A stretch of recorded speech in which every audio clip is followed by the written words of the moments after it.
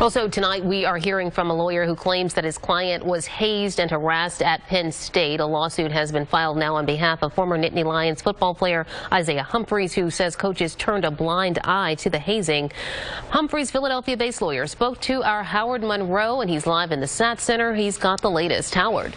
Natasha, Humphries claims the hazing was oftentimes violent and overtly sexual in nature. He says it was so bad he had to withdraw from Penn State's football program and the university. She's supposed to live in that hostile environment? She's supposed to worry about getting bullied and harassed and abused every time he walks in the locker room?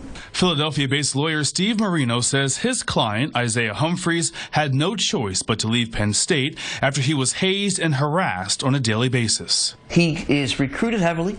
He chooses Penn State. They promise to keep him safe. He comes to school and then he has to resign and change his lifestyle and go to a different school. That gives you an example or demonstrates how pervasive it was. After receiving an athletic scholarship, Humphries only played 1 year at Penn State. His suit claims the abuse began in 2018 and alleges several teammates would wrestle him and other players to the ground and shove their genitals in their faces. Humphries says another threat involved players saying, quote, "I'm going to Sandusky you," referencing disgraced former coach Jerry Sandusky.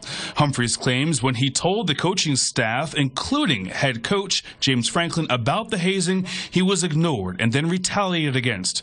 Current students were shocked upon learning of the news. It's pretty surprising. Here at Penn State, we have kind of a bad history with that sort of thing, so it's pretty shocking to hear that. The university says the allegations were investigated by the Office of Sexual Misconduct Prevention and Response, the Office of Student Conduct, and the athletics program. In a statement, the university said, quote, "Penn State police investigated related allegations and forwarded the results of that investigation to the Office of the Centre County District Attorney.